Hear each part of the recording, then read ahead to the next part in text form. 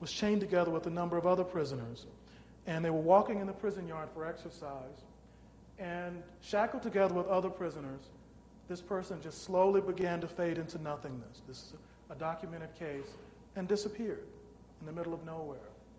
His body became more and more transparent and disappeared altogether, so that only his manacles and leg irons were left. He was never seen again. And this was a documented case from the Anecdotal History of Missing Persons by J. Robert Nash. Not that this happens every day, but once in a while it does. Yes?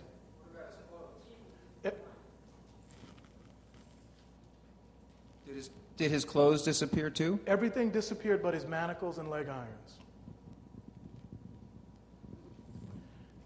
This is another case from the modern world about a man named James Warson in England.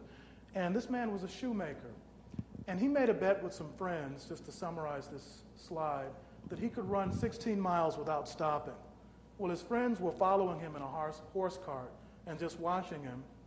And they saw him as he was running fall forward. And he never hit the ground. His body just disappeared. Clothes, everything. He completely vanished. They got the police involved in the investigation. He never showed up anywhere. And this is from a fascinating book by the name of Into Thin Air, which documents a number of these cases of people going into another world that we don't fully yet understand, by Paul Begg. There was a British diplomat who was a high-level official in the British government that disappeared into thin air in front of people in 1809. He had stopped for dinner and stepped in front of his coach to examine his horses, and he simply disappeared without a trace, just gone for no reason. Now, this doesn't just happen to one person or one individual. I'm sure you all have heard of cases where entire villages or ships will disappear, and they have to be going somewhere. So we're going to talk about possibly where they're going. In November 1930, so this was a somewhat more recent case, in a village in northern Canada, a trapper by the name of Joe LaBelle went into a community of about 2,000 residents, and there was nobody there. There was still food that had been left. The dogs had been left, but the dogs had starved to death. And nobody ever found any of the people, no bodies, nothing. There was no traces in the snow or anything. It gets weirder. There's a story in 1915 during World War I where an entire battalion of soldiers was witnessed disappearing. And this was a famous case where 3 soldiers saw an entire battalion of English soldiers that marched and never came back out. The battalion was assumed to be kidnapped or taken prisoner by the Turkish government. Britain demanded that they be released. Nobody ever saw them again. Now, it's possible that this was a UFO. It's possible that it's something a little bit weirder.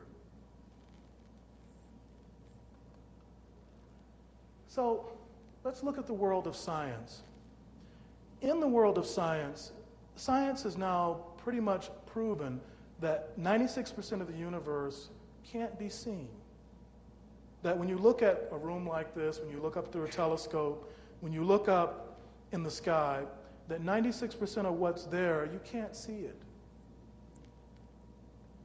The best estimates of what the universe is made up of anyway, like Dr. Kaku said, is something called dark energy or dark matter. We can't see it, but it accounts for more than 96+% of the universe's matter. It's also the most common thing that is in existence.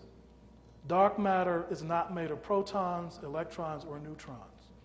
So when you look at your body, 96% of your body is not protons, electrons, and neutrons. Your body is an unstable matrix of something we're only beginning to understand. Well, oddly enough, the world's great religions have already anticipated this discovery. They say that there's something in the body, the physical body, that the physical body is moving toward. That the physical body is not just something that is going to live, be fed, and die one day, and that's it. That there's sort of a higher purpose for what we are as physical beings. In Christianity, they call that the